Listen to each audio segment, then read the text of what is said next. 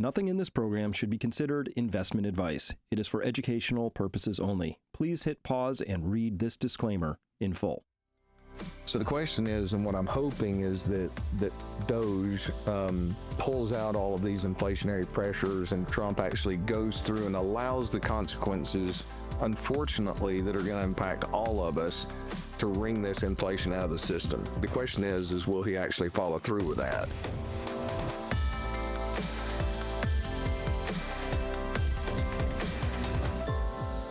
Hello, everyone, and welcome to this edition of Finance U. I am your host, Chris Martinson of Peak Prosperity, also peakfinancialinvesting.com. Here again with Paul Kiker of Kiker Wealth Management. Paul, so good to see you. How are you doing, buddy? I'm doing good, Chris. It's good to see you, and what a time to be alive. I mean, well, what a time to be alive. We talked last week, which was decades ago in Lenin speak, right? But there's so much going on. I think everybody needs to be aware that there's both opportunities and risks in all of this. But here's the subtext. I want to talk inflation today. Gold, obviously, because there's been some things there to discuss. But in particular, these moves that are happening with Doge, with Trump, across Treasury, cutting USAID's funding, turning off magic honeypot spigots of cash. It has a number of effects that we should talk about. Some we can't really calculate. We don't know how much the government's going to cut, but that will be deflationary, recessionary all on its own. But the other part, Paul, I really want to talk with you about is the impact that's going to have on people's psychology. So I have never seen people as hopping mad as I have on TikTok, talking to them personally, when they finally saw just how revolting that system was.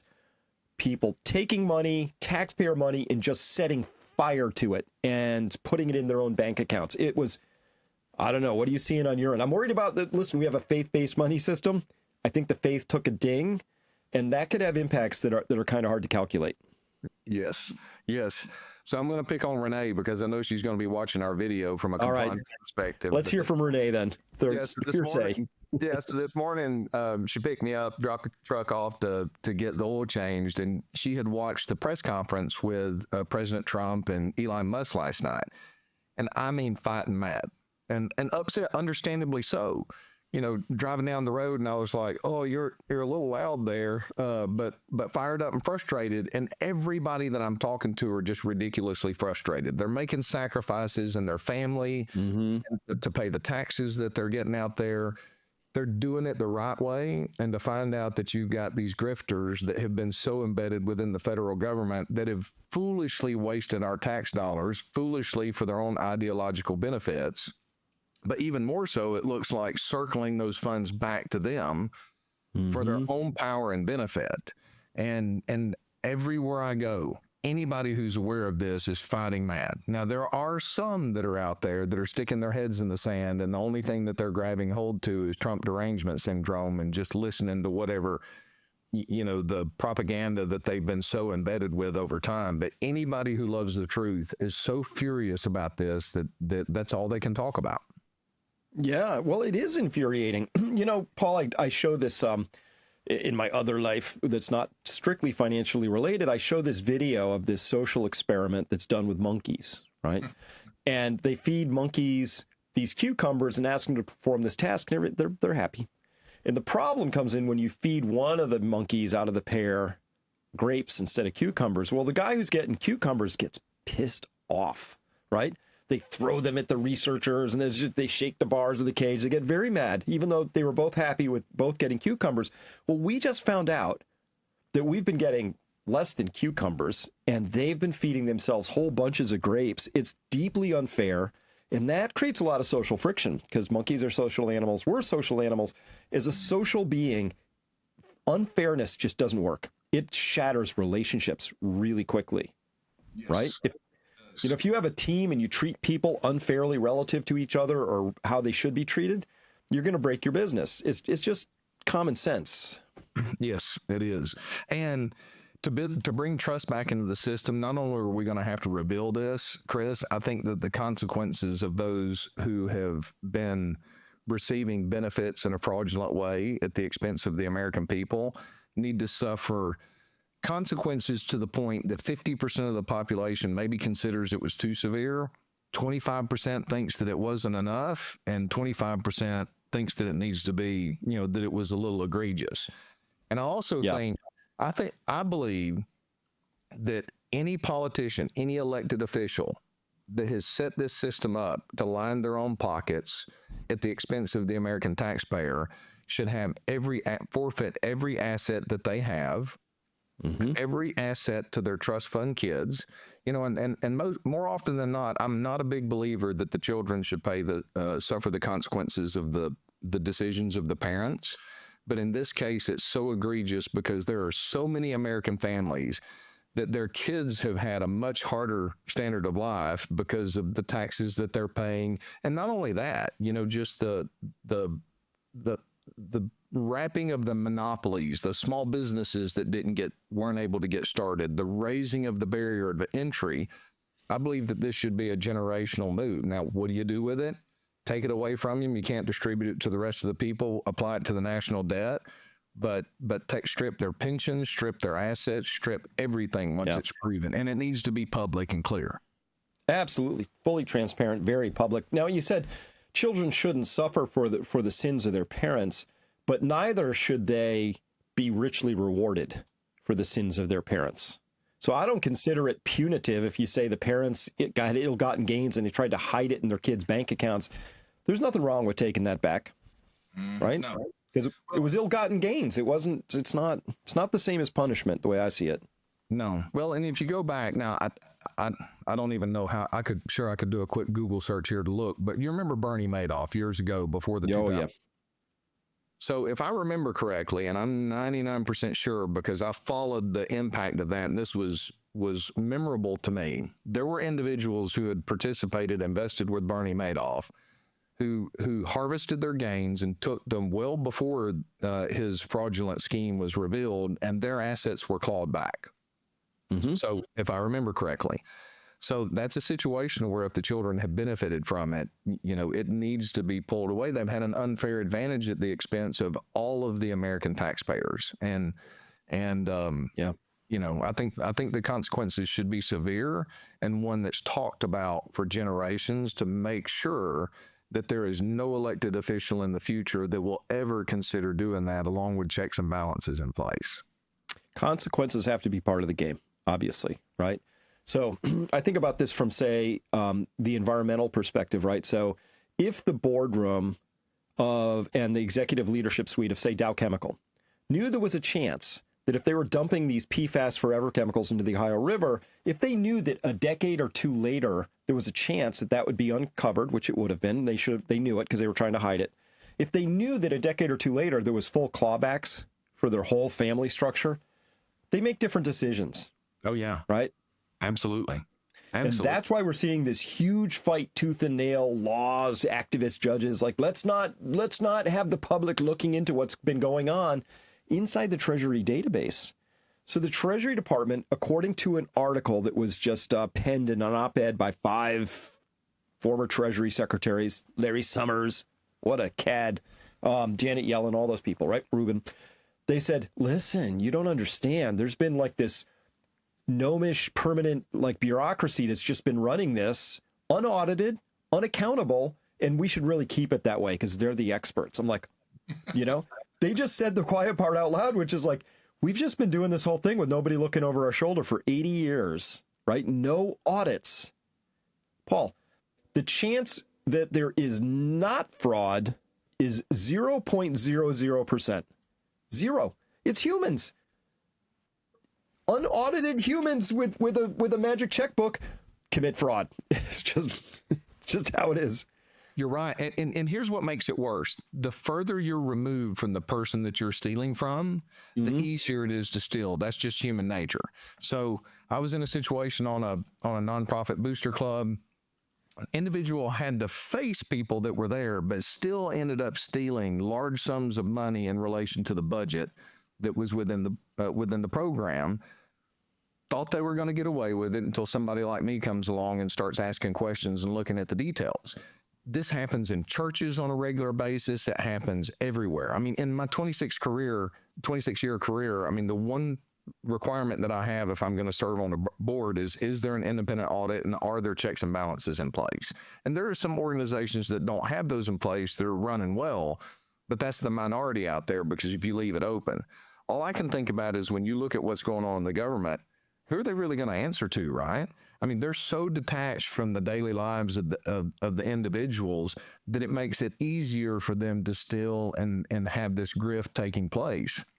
And all I can think about is what are the knock-on effects, okay? So all this money's been funneling back to Politico and some of these others. How many of these institutions are being propped up because of those funds that are coming in? How many other individuals who were so convinced that they were not going to be caught in this situation get caught up in this, measuring contest? My net worth is greater than yours, and because they got these funds coming in, that they think they're protected by these judges that want to cover it up, right? I mean, that's all they're wanting to do. If you're a judge that's wanting to cover this up, you have to be completely corrupt. Because you have to bring things into the light. You have to put the evidence out there, and then you have to weigh that evidence. And you're wanting to hide this evidence, okay? So, my question is how much deflation is going to ripple through the economy as these schemes are pulled aside, and how many corporations out there? You look at Nancy Pelosi and how great some of the stock trading records are out there. Well, I'm just speculating, okay? So what if you have the ability to direct some of these funds and you're spending egregious amounts of money to some of these corporations for insider trading information for your own benefit, right? And that's artificially inflating the earnings of some of these companies. I don't know if that's the case, but I'm starting to wonder, how far do these little strings go down and how does that unfold? I can't remember the details, you may, but the data came out that apparently in some of these research grants, the government, what the government was funding, their administrative expenses were much higher. And the private foundations were nearly half what the government was going to administrative expenses for these research grants. So that tells you there that was just, egregious and foolish, just let's throw this money out there. And it has to stop. I mean, otherwise, it has to stop, and they're discovering it, but we also have to fix the system and put checks and balances in place and raise the consequences to the point that only a full idiot that didn't care about their family or anything would attempt to cross that threshold. We've got to make the pain of crossing that threshold so severe that the fear overcomes our human nature of trying to be a fraud in a elected political position. And that'll come, but Paul, in between here and there, we're going to discover the severity of this fraud. So I think Elon Musk in that same Paris conference he started with, he said something, I'm paraphrasing here, he said something like, the amount of fraud we're about to unleash and discover here will make any other prior sets of frauds just in the private sector look like child's play. Oh, wow. I didn't hear that. Yeah. So it's going to be magnificent, but of course it is. Now, there's 3 levels of fraudery that's been going on here. One, just they've been overpaying themselves to do like work that you and I or any reasonable business person would say that was unnecessary, wasteful, just stupid work, right? 2, we know that they've actively been funneling money within and around and back and forth to each other. Okay, fine. There's been maybe some overt fraud in that. But then there's the third one, which, Milton Friedman would tell us about, which is because they were overspending so badly, they created inflation, right? And every time you get inflation, it's because the government is overspending money. That's where it starts. It's not because you overspend money or me. We can't do that. It's because the government spends money it doesn't have. And it gives it to all these NGOs and consultants and, all that stuff. Okay. Now, and that makes the crime a little easier for them because you say, if you're not really connected face to face to the person you're stealing from, makes it a little easier maybe. Well, inflation is just this thing they can all sort of vaguely shrug and pretend like they had no part in it at all, but they did. And this is fascinating. So we just got to inflation. By the way, this is what we're going to talk about here today. Remember, Peak Financial Investing. If you want to talk to Paul and his team, go to peakfinancialinvesting.com, fill out a simple form. Get in the queue because they're very busy these days, but they'll make time for you as soon as they possibly can. Get a portfolio review so you can figure out how you're going to manage what we're talking about here today, because this is something. Paul, this is from January 2025. We have the BLS Consumer Price Index. It was a little shocked, a little higher than they expected. All items came in at 3% year over year. I think they were expecting it a little less. They said food is up 2% year over year. So lol, they're going to have to make some of that up. But car insurance, 11.8% year over year. Airfare, 7.1% year over year. So if you drive a car or want to fly anywhere, even according to the US BLS, it's a lot more expensive right now. And again, this is because the government is overspending. And if you look at it, this is all on a year over year basis, those numbers. Let's look at it on a 6-month basis, right? And here we can see that this is compared to 6 months ago. For all items, inflation is now higher than it was on a rate basis than it was 6 months ago. All items ex shelter, so that's ex rent, ex shelter, much higher than 6 months ago. All items less food and energy, so this includes shelter, all items higher. All items less food, energy, shelter, much higher. All items less food, energy, shelter, and used cars, just carve that out as a thing, higher. The only thing that's down is rent. So if you own a home, you're not doing as well on that basis compared to rent, but still look, even the overall height of rent compared to everything else on here, very high. So this says inflation's going the wrong way. Now, this was the January report, Paul. I want you to listen to somebody here and see if you hear what I hear. This is the January report. So I'm just going to remind everybody listening to this, the inflation report for January, Trump took office on January 21st. Let's listen to how a prominent Democrat goes around talking about this. Americans want most. Meanwhile, Americans woke up this morning to bad news for their bank accounts. They woke up to a grim reality that Donald Trump is not going to keep his promise to lower costs. They woke up. Americans woke up to an era of Trumpflation. And unfortunately, this is only the beginning. An era. Oh, okay, dude, that's the January report. So the era was at most 10 days old, right? That's a 10-day-old era. Second of all, even if you say the president had anything to do with inflation for the month of January, having just taken office on the 21st of January, 2/3 of that belongs to Biden. This is the sort of gaslighting and nonsense we've had to put up with for way too many years. I think this is why people are angry, Paul, because he is just like Chuck Schumer should know better. He knows better. He's just lying to us and wants us to absorb it. And it makes me angry. Absolutely. Let me show you something here that is perfect to follow right behind that. So Zero Hedge article out today, Biden inflation up. So I thought this was great. Of course, this is not a tweet. This is the article from Zero Hedge that they put in there. The other partner in crime is obvious. Fed Chair Powell and his pals pumping markets in desperation in the election. So look at this right here. This is the CPI year over year. We're working our way down. Mm-hmm. And then all of a sudden, for whatever reason, Powell comes out and panic cuts in September. And then inflation takes off again. You can't tell me that Chuck Schumer doesn't know that.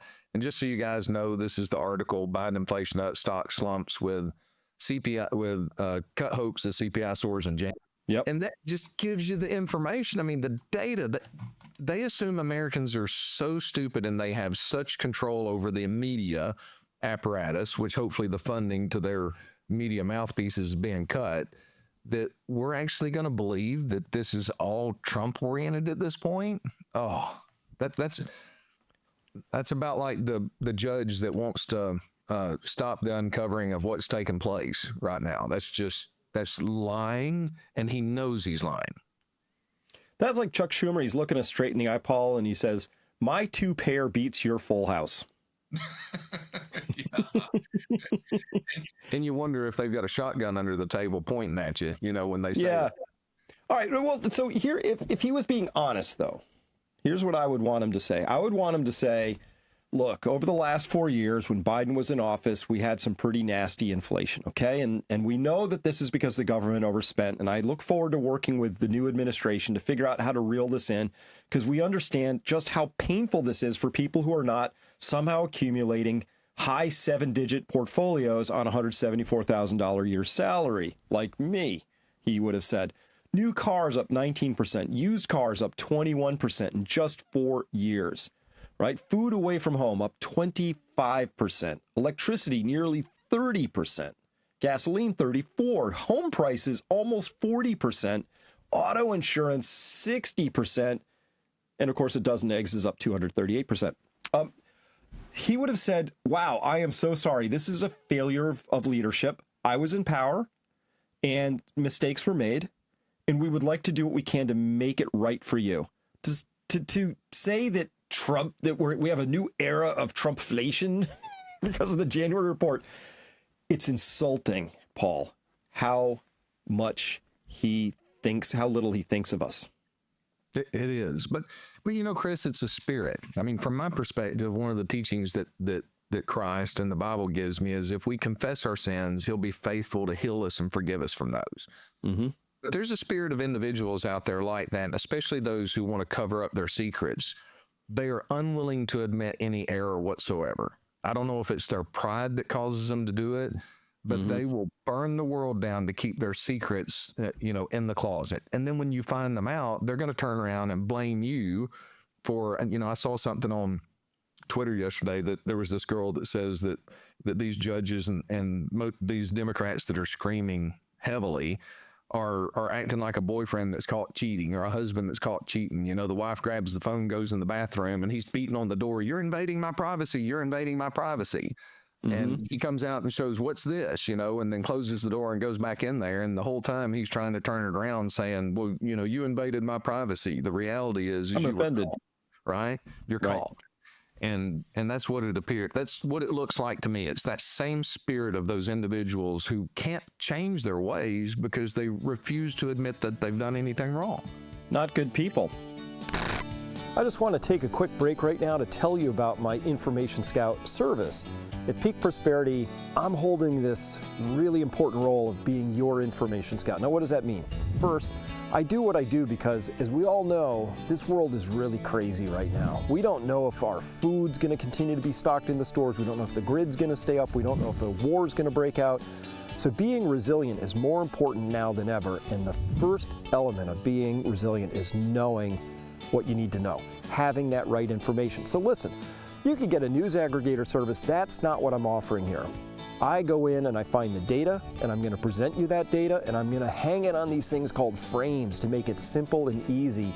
The feedback I love the most that I get from my subscribers is that I save them time, they understand what's happening in the world, they feel more comfortable knowing what's going on, even if they don't always like the results of what they've just learned.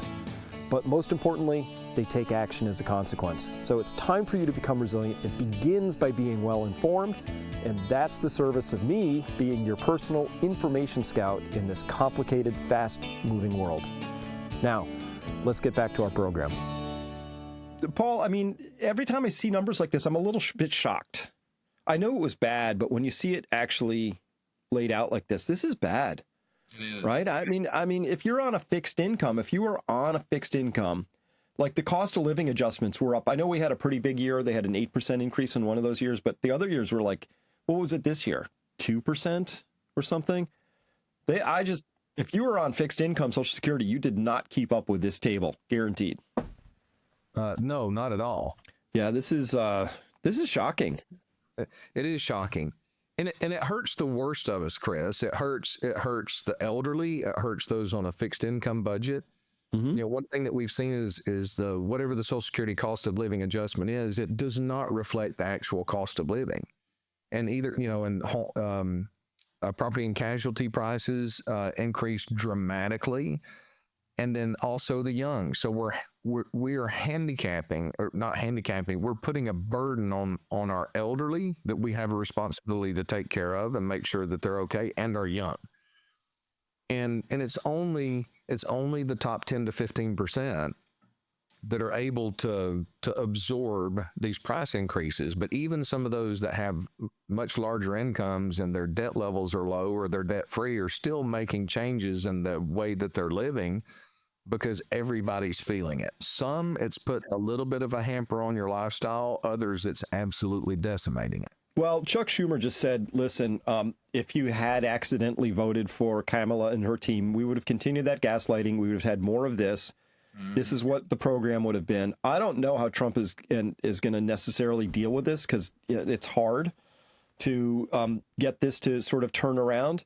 But I do know that this pain right here did help sway the election, because we were being gaslit. No, it's just, they didn't talk about it. So I did an interview with Jeffrey Tucker, and he was talking about how, like, today you wake up and the New York Times front page, how is Trump going to deal with all this inflation? They never talked about it when it was under Biden, right? And so I guarantee you, no matter how bad inflation is or not, they're going to keep trying to stick him with that, because they know it's painful. But they're going to try and stick him with Biden's inflation, right? Team Biden. And it wasn't really Biden, because we all understand that he was not mentally capable of executing anything, right? He wasn't really in charge. But whoever was running that show was creating a lot of inflation. And now we find out, really, it's insult and injury, or injury on top of injury, that they were running a corrupt scam the whole time, lecturing us about the need to, be better citizens or something, while they were just stuffing their pockets with our money, right? Absolutely. Well, and not only that, their narrative was, hey, the economy's great. How come, and this is, what was that? The economy's great. Why is it the average person doesn't understand it? And they're trying to tell us how great it is during that period of time. They're just completely ignoring and not listening to people. It's like, this is how you need to think. And that's why they were booted out. Yeah, I read that Wall Street Journal article. I have it. I saved it, because I'm saving this for posterity, because I couldn't believe what I was reading. They said, these young people today, they actually have it a lot better than they understand, but for some reason they just don't really appreciate how strong the economy is. Yeah, that's right. That's exactly what it was. Yeah. No, it wasn't all that strong. And so Paul, here's my guess. Now that there's a new sheriff in town, there's a lot of people who are just liars at the BLS, et cetera, and all this. And so Trump came out, and I think there's a representative, Luna, and now you got Kash Patel maybe coming in. And all of a sudden, wouldn't you know it, the FBI said, oh, we found 14,000 more JFK file pages that we were supposed to turn over in 1992. Magic, we found them. I'll bet you anything, the BLS is going to be finding fewer jobs and more inflation than they used to, because they were cooking the books for the regime. And I think that's what I think that's how it's going to be. So there's more pain coming because we've been dishonest. But anybody listening to this, you already knew that, right? You already knew things weren't as good as advertised. That's gaslighting, right? That's right. And the good part about this is, maybe there was somebody in the FBI that is a good player, that's a good character, because there are good people within bad organizations. Absolutely. Right? And they're keeping their head down, and now they know that there's going to be consequences, that light of truth is going to be shined upon each department in the dark. They can stand up and say, hey, I know where this is and I know where that is. Those are the people that we need to lead to the top, right? That have tried to speak, but done the right thing, refused to go along, and purge out all of the self-centered, narcissistic, fraudulent individuals, those who do not love the truth. And the interesting thing from my perspective, and it's hard to gauge. So when I talk about how interesting this time is, what are the knock-on effects? Okay. One of the things that I'm seeing is there is complete cognitive dissonance between what is being revealed within Doge, what this administration is doing, and what market participants are doing. So Scott Rudner, Goldman Sachs flow guru, basically stated that retail investors have been piling in and buying this dip, these little dips we've been having at record numbers. I mean, I am seeing such fear of missing out right now. And to me, it seems cognitive dissonance, because if Trump pulls this excess foolish money out of the system, that in itself is going to be deflationary. You take DeepSeek and technology, that is all deflationary. Okay, now maybe we stop that deflation somewhat with some tariffs and equalize the playing field, and manufacturing comes back here. But in the short run, how, like we talked about before, how much money is artificially supporting profits of these big corporations. So in the midst of all of this panic buying, the market's basically just been consolidating for a period of time. You take the Russell 2000, and I can kind of show some charts here if I pull these up, but this is fascinating to me because you had the market start to sell off this morning, and then all of a sudden you had the dip buyers come in, and this seems to be retail. So they came in the first minute, like 9:30, the futures were down, and 9:31 the buying began. Absolutely. So what this is a daily chart of the S&P 500 candlesticks, and I've got quasi resistance up here, prior resistance that technically becomes support, but we're essentially back to mid-November where we are, with all of this energy that's been spent buying. Now, it's possible, okay, that everybody's anticipating a Goldilocks and maybe we hold here and we break out, like we did here and move a little bit higher. But what's interesting to me is we're going sideways. This is different than what occurred in 2017 under Trump's election, where it was pretty much a rocket ship higher. So we're seeing distribution. This may pull some of the liquidity out of the system. And I'm not saying that this market is topping right now, because we're just going to have to wait and see what happens. My thesis has been that this is going to be very similar to the year 2000, that we have some weakness during this period, a little bit of euphoria, and we reach out to some highs, and then the realization of what's taking place under the economy and the fact that we're going to have some deflation or resetting of the system, which is what is needed, occurs. And this is a chance for those investors who are disciplined, who are prudent, that are focused on paying attention to fundamentals and adaptive and has risk managed strategies, are finally going to be rewarded for choosing the path less traveled and not joining in the grift and the speculation and the, complete unwillingness to understand the risks in context of history where the markets are now.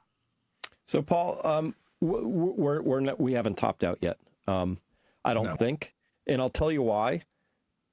It's because of the German DAX plows on another 277 points today, closes at an all-time new record high, and obviously up just massively from just under 15,000 there at the October 23 lows, now up, at 22,300, call it 22,400. It just keeps going up. And Paul, Germany is a hot mess. It is a basket case. It is a disaster zone.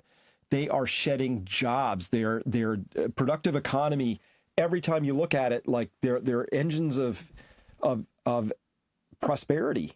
All of their heavy manufacturing industries are not just in sort of down, they're in depression territory, down 17% compared to 2017, baselining it to 100 from there. It's astonishing how bad it is. And yet this is happening. Somebody broke this market. I don't know what they did. But this, I will say, it's the central bank. Some central bank broke the markets. This is going to keep doing this. Probably momentum players just piling in, because that's what you do, because it's just the momentum, algos say it's going this way until it actually fully breaks. And by the way, Paul, I have to blame, I don't want to be a blamer, but the central banks have a lot to answer for in here. I think that if we could get an audit of the Fed, and I'm talking transaction level detail, I would be very curious to find out if they have been against the provisions in the Federal Reserve Act. There is nothing in there that allows them to monkey around in stock markets, but I'd be willing to bet a fairly sizable stack of Benjamins that they have been. And, they'll have their rationales for it, Paul, like it was important, and think what would have happened if we hadn't done that, all that stuff. But it's all self-serving junk. At the end of the day, you get the same chart you always get, which is, why are there so many billionaires and centimillionaires now and everybody else is struggling? It's because these raccoons couldn't help themselves and they started just monkeying with markets. I like free markets. Sometimes they go up, sometimes they go down. But a non-free market, Paul, gives you misallocations of capital.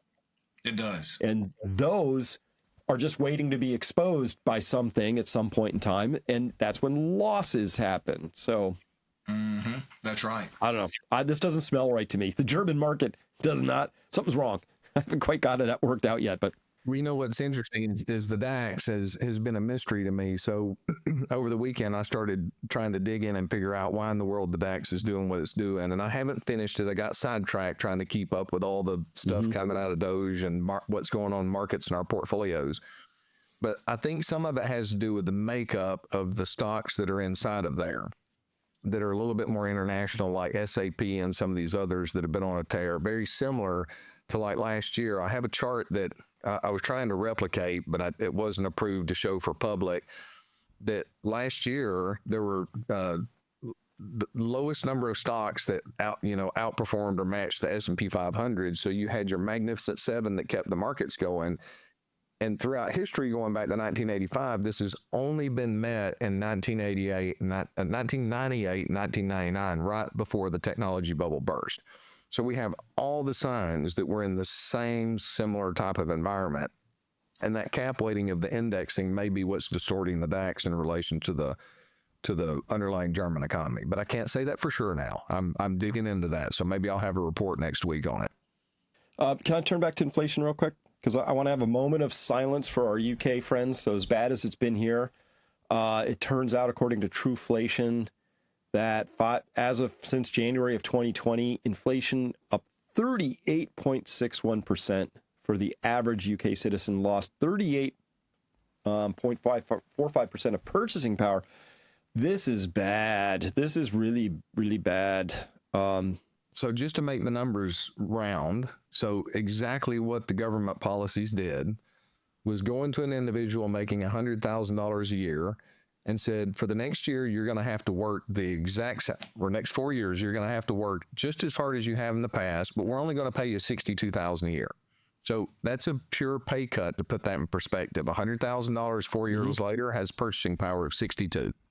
History, isn't an exact match. Sometimes it rhymes all that. But this is interesting. I'm wondering if past is prologue on this. So this is comparing inflation today in the dark line compared to the lighter blue line, which is the inflation from the 70s.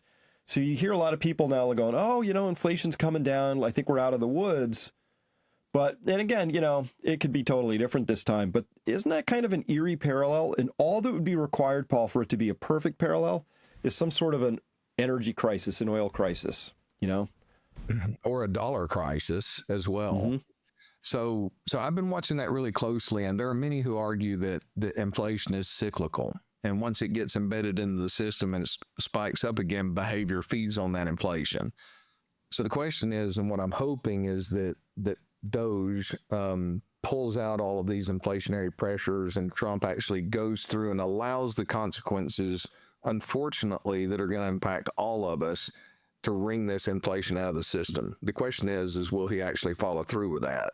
Right now, it looks like he will, but we'll have to see. Okay. But it is highly possible, and that's going to wreck the markets if that inflation surges back again. Well, so let's go there real quick. You mentioned the dollar. We're going to turn to a dollar expert right now, because I think we got a complete. Well, I think it could be a sign from God. So let's listen in. This is Janet Yellen talking about the dollar. And over a longer time horizon, how concerned are you about the potential impact of the dollar status as the world's reserve currency? Of the dollar status as the world's reserve currency. About the potential impact of the dollar status as the world's reserve currency. Impact of the dollar status as the world's reserve. That's all right, Paul. I had to spring that on you. That's from my file, Great Moments in Treasury Secretary-dom. Wow. That's it. Sometimes things happen as a warning to us if we're aware, pay attention, but we'll only see it in hindsight. That's pretty interesting. So anyway, maybe there's a dollar crisis coming. I don't know. I really hope not. Don't get me wrong. If for those of us, not a recommendation, you have to talk to an advisor that are positioned for the potential outcome of the collapse of a dollar. But I really hope that does not occur, and I hope that's something that we don't have to implement our strategies to, because it'll be an equal opportunity bringer of misery for all individuals. So Yeah. I'm hoping that Elon Musk and Trump and those that are in there now will bring everything to light, bring trust back into the system, and somehow lay a foundation that we don't have to worry about that as a real risk. Nope. But can we talk about this? Oh, absolutely. So the dollar has already suffered a bit of a crisis because back in a year ago, a dollar would buy you 1/2000th of an ounce of gold. And today it buys you 1/2920th of an ounce of gold. So that's $1,000 erosion in just a year. That's basically it's a 50% increase in the price of gold over the past year. Mm-hmm. That's speaking to dollar crisis right there already all on its own. Yes. Of some kind. Yes. Well, and if you've got all your currencies paid together, then the dollar can be strong relative to some of the other currencies. But if they're all falling in relation to gold at a faster pace, especially gold and euros, I don't have that chart on this computer. No, I can't remember. But it's all-time highs too, right? But it's at all-time highs too. So gold is the one asset class that seems to be maintaining its purchasing power relative to fiat currencies. Yeah, so that's sort of the behavior over the past year. More recently, Super Bowl happened Sunday night. I'm watching gold futures in the overnights at about 9:45, around between 9:45 and 10. Somebody, Paul, stepped in and sold massive quantities of both gold and silver. And we call him Mr. Slammy in my line of work. Mr. Slammy shows up and just what's called destroys the bid stack. So there's a bunch of people bidding, I'll pay this much for gold. There's a bunch of people with asks saying, I want this much for my gold. That's the whole bid stack right there. And it has a very tight range, but in the overnight markets, Paul, there might be 10 buyers and 10 sellers. It's thin.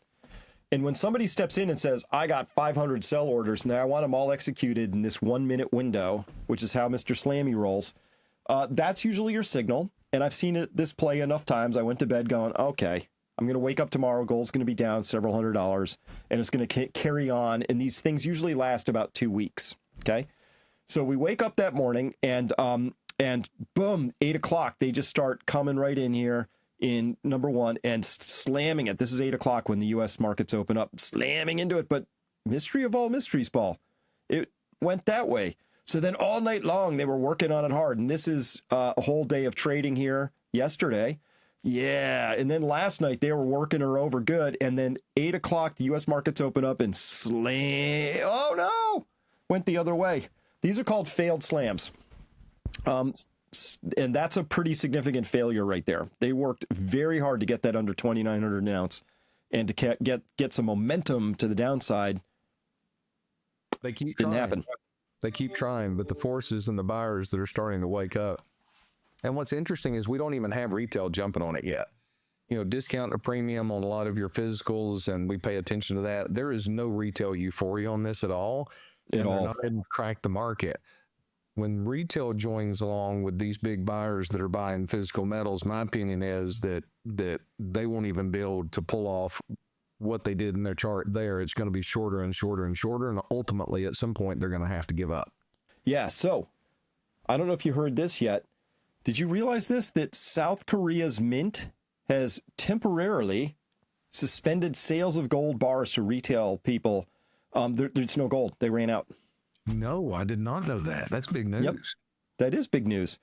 And so people have been asking me, like, Chris, what will the end times look like for gold, right? Not the biblical end times, but like, what does it look like? And you would think that it would be, gold's marching up in price and it gets higher and higher. And then you start hearing lots of rumblings that there's supply tightness. No, in South Korea, you have to live with this crazy thing, Paul, where they will look you with a straight face and say, gold is $2,920 an ounce. Oh, I'd like to buy some. You can't get any. Wow. Right. Yeah. So and so the spread between what you could buy gold for, normally the spreads would start to blow out. The official price is $2,920, but it costs you $2,980 and maybe $3,000, or the spreads start blowing out to buy that ounce. Nope, the spread went to infinity all at once. They just said, yeah, we don't have any more. The normal market way for this to clear is for the price to go up, people start selling, and supply shows up. They didn't. They just stopped sales. That's So, right. so that's a sign right there. That's a big sign. You know, and what's interesting, and I'm anticipating that we're going to see some consolidation for gold for the next 3, 4, 5, or 6 months. So one of the strategies, not a recommendation, I'm just sharing kind of educational purposes strategy for people who need exposure to some physicals that don't have it. I'm saying, hey, let's consider averaging over the next 4 to 5 months. You know, whatever you're going to put in, break it into 5 months.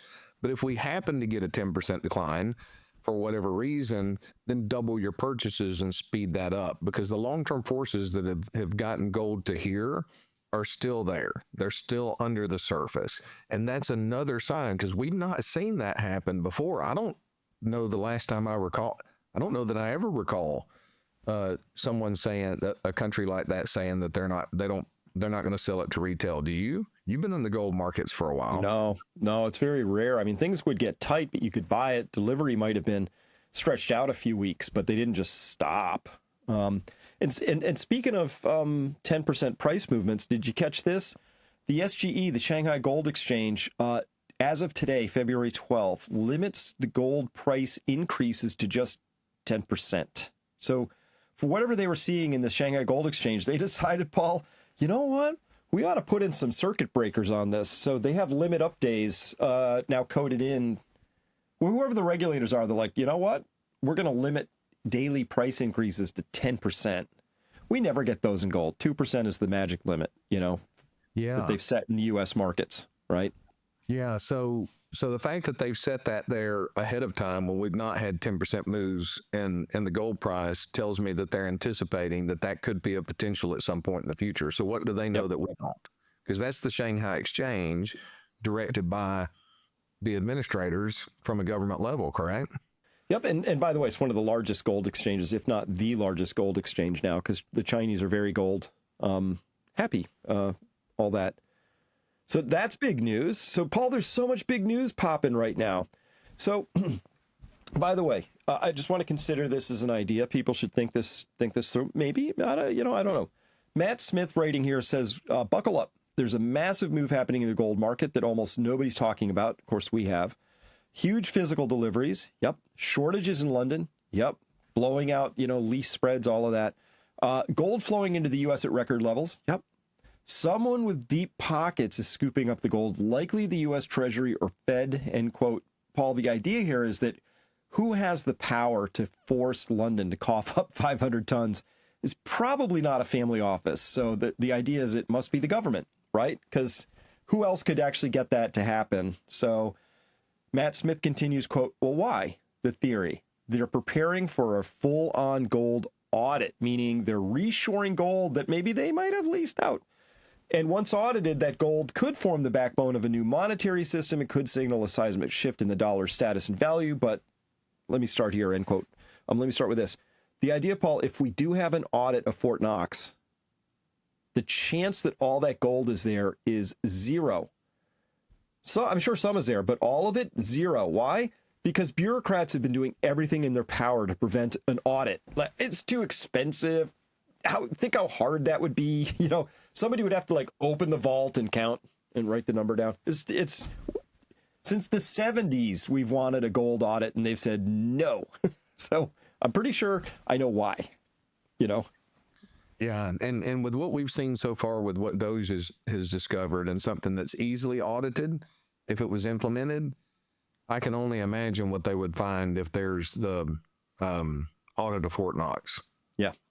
Are there tungsten bars in there? Are the bars the actual purity they're supposed to be? Are they just missing with little slips of paper saying IOUs from, the Bank of England? We don't know. But that could explain some of what we're seeing. Well, one thing we do know is retail hasn't been the big buyer of gold, which has been driving these prices up. It's been the central banks of the world. So they turned from net sellers, back in the 90s, I think 2002 is when they hit their bottom, but they've accelerated quickly around the world. You've got the BRICS that have proposed, a 40% backing of the unit, if that's ever rolled out with gold. They're a digital currency for the BRICS. Yep. Yes, the unit digital currency, and they've got the BRICS pay system that they've been working, so they're constantly monitoring in that direction. And the reality is, if the sanctions and the foolish behavior of the Biden administration and weaponizing the SWIFT system. And I can't remember the acronym for the SWIFT banking system, but it's an acronym for the infrastructure, cutting them, Russia and several others out of the SWIFT banking system. We forced them to move in that direction. So, the U.S., if they're going in that direction without stop and somebody knows that, then we have to put ourselves in a position where we can match that from our currency, or our currency's essentially worthless. So imagine this. So we saw this, it was another presser. And by the way, we've had more press conferences in like the last 3 days under Trump than we had in 4 years of Biden. And we all know why. Biden couldn't actually, cogently converse. But I saw one with Scott Bessent, the new Treasury Secretary, and he said, we're going to monetize or leverage or somehow use the asset side of the balance sheet, the American balance sheet. Gold would be on the asset side of the balance sheet. Now, there are other things, so maybe I'm connecting too many dots, but I mean, can you imagine, Paul, if all of a sudden they said, hey, listen, we're having a little trouble scaring up, the Treasury bond issuances, we get it. People have not, we haven't been operating with full faith, right? And so to get people back and excited, listen, we're going to sell two different issues of bonds. Normal Treasury bonds. Give us Federal Reserve notes. At some point in the future, you get interest in Federal Reserve notes back. But there'll be a second issue. And these you can either take, Federal Reserve notes back, or it'll be denominated in gold, right? So those would be gold-backed bonds. You would get a lot of excitement. Quick prediction, the interest rate on those is going to be a lot lower than the interest rate on the Federal Reserve only. And now the Federal Reserve, as a private entity, as a reminder, Federal Reserve is about as federal as Federal Express. They're going to have to now actually operate as if they had a product that was competing in a marketplace. Yes. And that would change everything. Yes. Yes. They'll hate it, but Yeah. it would be great for us. It would be incredible for the individuals. And I would 10 to 1 rather buy the gold-backed bond if that was an option. But, and this is just off the top of my head, just thinking you'd have to pay me 10% more at a minimum. And that's in a 5-year maturity to have the one that's not gold-backed if I had the opportunity of one that I could swap out for gold, or two on the other. Because we just don't have enough information at this point in time to see whether the Trump administration is going to follow through and at some point not turn on the printing presses again. I hope that he's not. But I was a little surprised in 2016, but I think this is a completely different presidency at this point. I think in hindsight, we were very fortunate that he didn't win the 2020 and set up in a position now to where he really understands and had the time behind the surface and survived everything they put him through to bring the truth back out, bring all those secrets out of the closet, stick them in front of the American people, and then let us have some justice for a change. Full confession, I was very dismissive of Trump's capabilities as recently as this past summer. Because his first administration, Paul, what I saw was he didn't bring on the A-team. He brought on a lot of people. He had a lot of Goldman Sachs bankers and da-da-da. It wasn't so good. The quality difference, though, Scott Bessent, he really impresses me. This guy knows what he's talking about. Very smart, very well read, a lot of history. Tulsi Gabbard, who just got confirmed, we're going to have a very different flavor as the Director of National Intelligence. Robert F. Kennedy looks like he's got a good shot. Fingers crossed, knock on wood. If he gets in, total game changer. Like he came this time. It's totally not Trump 1 and Trump 2. You can't even compare them at this point, right? And how wonderful is it that you've got former Democrats that have joined this administration that they've thrown their party affiliations behind because they want what's best for the American people, right? I mean, that to me, it gives me the most amount of hope and just bringing to the light, like pulling the curtains back, and let's audit, let's put before the American people, let's tell the truth, and let's stop treating them like a bunch of idiots that can't handle the truth, because we can handle the truth. We're resilient, and people want the truth. They're tired of being lied to. Absolutely. And they're tired of being talked down to. I think that's probably one of the things that I've enjoyed the most with the people that I'm talking to and having consultations is they understand they can ask me anything, right? They can ask me anything. I'm not going to be offended by it.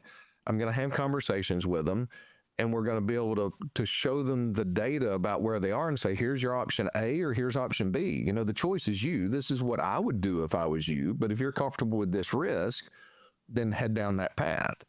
And choosing the path of discipline instead of transitioning and saying, you know, talking about everything except for the concerns they have and belittling their concerns. And in a lot of cases, I believe our industry has been so taught to sell that the advisors can't have the conversation because they're not students of the market. They're selling products instead of understanding why they're doing what they're doing. Right? We'll let the back office somewhere else handle that. And so people want the truth. And that's one of the things that I'm discovering more and more. And as they're finding the truth and hearing some of what's going on, there's a lot of anger because they're realizing, like Renee was, I've made sacrifices. I've had to do without things because of my taxes and the increase in the cost of living and everything else. And these people have been lining their own pockets at our expense. You know, that's angering. And I think we're going to see a lot more of that over the next 6 months if they continue to lay this information out. Paul, I want to claw back over the last 4 years, and I want a refund, right? I never signed up as a taxpayer to be a participant in a fraudulent system. And like you said, you know, if you participate in a fraudulent Ponzi scheme, you should expect clawbacks, right? I mean, this is honestly, this is as big as the events that kicked off the Boston Tea Party, that kicked off the revolution, as far as I'm concerned, right? You know, and then you got all these people, mostly Democrats now, but a few Republicans going, hey, you know, I don't know, you know, we shouldn't really kick out King George because maybe the new guys are worse, will be worse than him. You know, I'm like, no, I think we just needed the change. It was overdue. Now we're going to get the change, right? And so I see you looking for something there, but if we do get into this stagflation, I've got that chart. I want to talk about like how would we invest given the things that might happen. So stagflation, again, is for people who don't know, is a combination of low or negative economic growth, but still persistent inflation. It sounds fun, like a stag party, like stagflation. It's the worst of times. Okay, it's terrible. You can't People find a losing job. their jobs and stuff gets more expensive, and yeah. So Samantha LeDuc on X says retweeted something from Winfield Smart, who I follow as well. That's from a 2021 chart, but I'm sure nothing has changed much because it's looking at the asset class returns of the stagflation 1970s. Now I don't know if this chart is for all of the 70s or just the period of 4 or 5 years we had pretty bad stagflation. So Paul, I don't know. But if you look at this, the best thing to be involved in was gold. Second best was commodities. Value was finally higher than growth. Then corporate bonds, then T-bills, then long-term treasury bonds, then small did better than large, and the worst performer out of all this was the S&P 500. Mm-hmm. Yeah, so you had the Nifty 50 back then, which is very similar to the Mag 7 today that cracked, and I think it was 73, 74 when inflation surged again. And I would assume, I'm thinking that may be year-over-year return on gold, because gold, if I remember correctly, went from, I can't remember what it was on the low, but it was below 100 up to 800 at its peak. Of course, inflation had backed off a little bit during that period of time, so I'm curious in the window. But, you know, it's interesting that value, you know, everything balanced out of that Nifty 50 into the real assets that we have to have. And I know we've shown this chart 1,000 times, but if you go back, commodities in general are below where they were January 1st, 2008. So there's unbelievable amounts of upside potential there. And we're starting to see commodities are now a target on our portfolios. And we're taking our time to move in, because if we do have some deflation, that may be something that temporarily goes down in the short run. Mm-hmm. But from a long-term standpoint, that's where your opportunity is. And your passive investing is not going to make the adaptation to shift over into those. Modern portfolio theory is not going to make the adaptation to shift over and overweight those categories until all of the gains are done. Because what most of your modern portfolio theory and institutions do is they don't even allocate to an asset class until it's had 3 years of outperformance relative to something else. So they're going to be 3 years behind the curve. and just the standard cookie cutter approach. That's where those that are adaptive, and I believe that active management is going to come back, whether it's this year, next year, or the year after. And that diversification will unbelievably reward those investors who are investing in a manner that has been historically proven to stand the test of time over long economic cycles. Well, I'm glad you teed that up perfectly for me, because look at the worst performer, right? S&P 500. If we compare that now, also from Samantha LeDuc, I found this chart, which is that passive funds is now represent more than half of all mutual fund and ETF assets. This is just passive. So these are people just passively, throwing money in. And it's been this way since, look at this, just like long, slow march, just more and more. It's like ruler straight, Paul. More than half, 54% now just passively flows in to things like the S&P 500, right? And so this has been okay, because from 2003, it's been nothing but central bank interventions, constant expansion, making sure the market goes up and to the right. 75% of all equity weighting is now in that S&P 500 or U.S. markets, right, relative to international. It's just been an astonishing period. And I think they've got everybody pretty well convinced that that's sort of the new permanently high plateau, right? They do. And Mike Green's done a wonderful job, basically laying out a thesis and a theory. And I love Samantha LeDuc's work as well. So she's sharp. But his argument is if we're over 50%, this is passive flows. As long as employment's good, people are investing in the S&P 500. Over international investors, because this has been the only game in town, are investing in the markets. They're price insensitive buyers.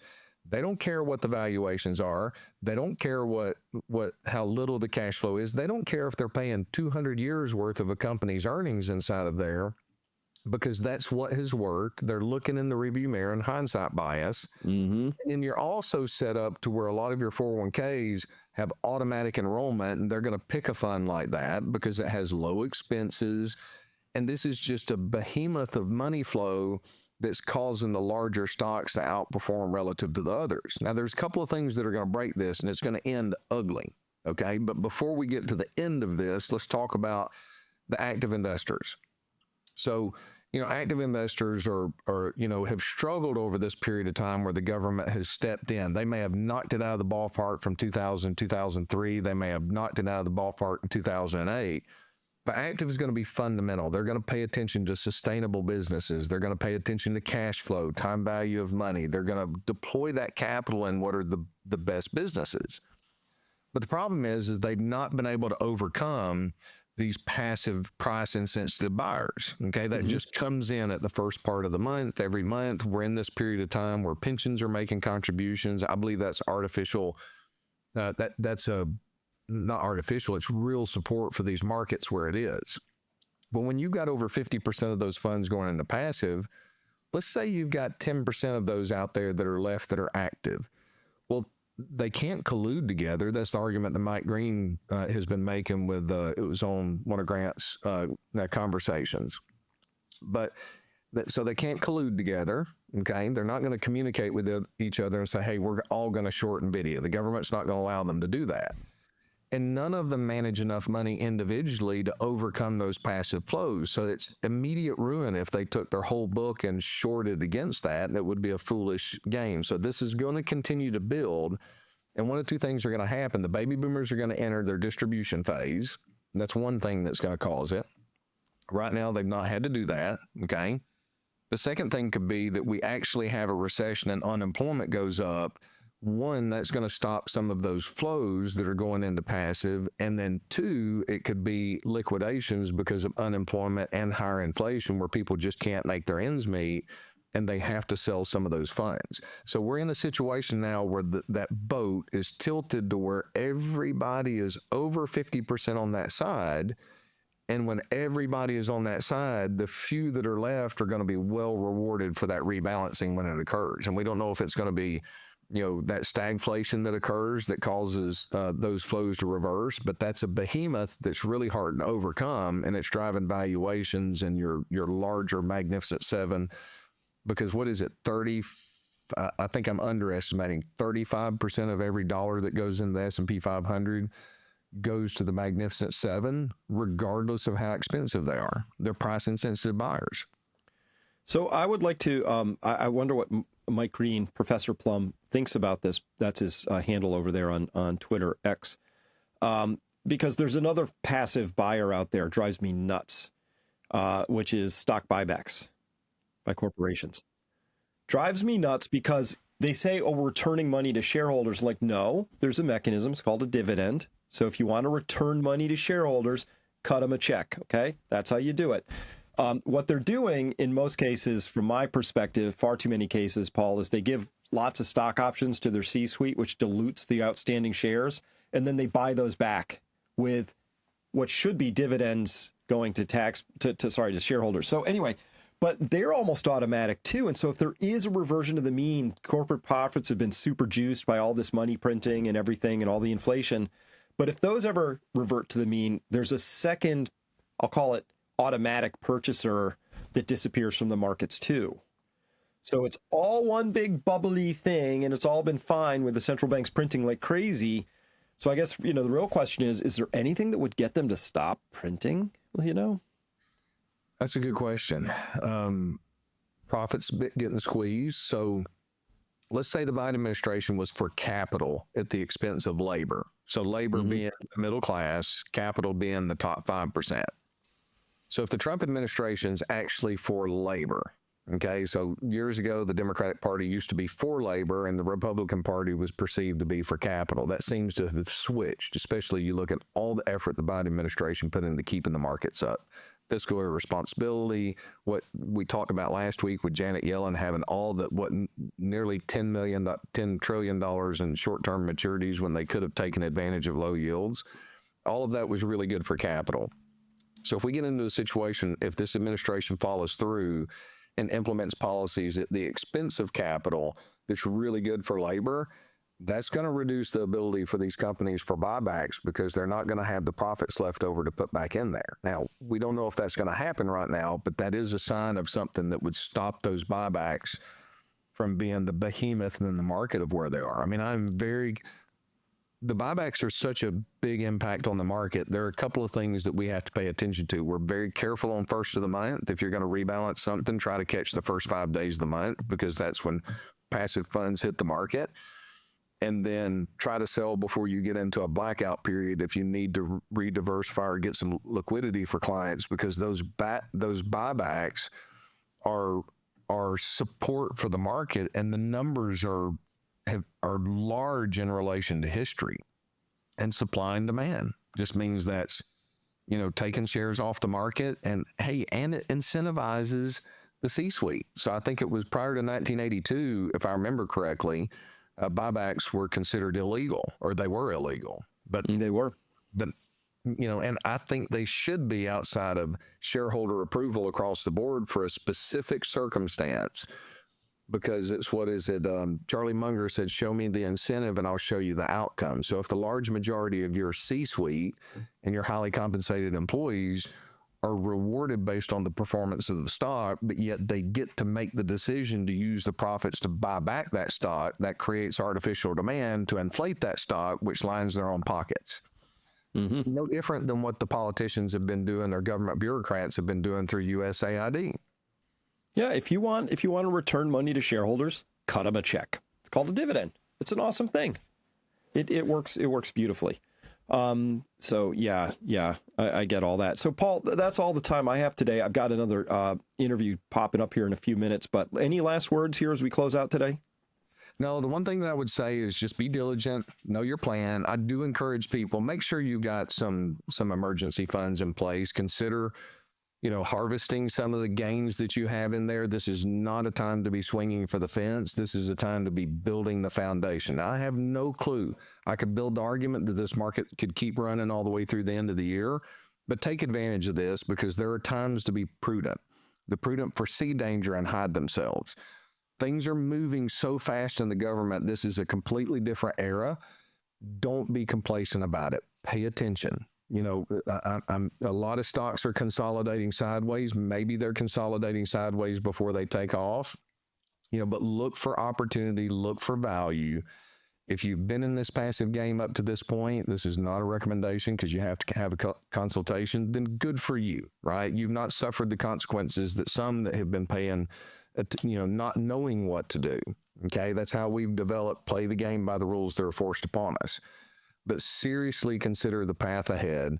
Make sure that you put yourself into a resilient position and seek some counsel from individuals that have been paying attention to this for some time. You've done a great job, Chris, of warning individuals and getting that information out there. So I encourage people to really, take your next steps with fear and trembling. Don't get caught up into fear and emotion. Emotional decisions can get us into trouble. Make good, logical, long-term, and develop a plan on how you're going to adapt depending upon how things unfold. And if you don't know how to do that, there are individuals like us. We'd be honored to be able to kind of help you stress test your situation. Well said. And thank you for doing that, everyone. That's Paul Kiker of Kiker Wealth Management. Again, go to peakfinancialinvesting.com. Fill out a simple form if you want to talk to Paul and his team about your own particular, very unique, special situation, because they're all different. So, Paul, thanks for your time today. And, hey, have a great weekend. Thanks, Chris. You too. Many blessings.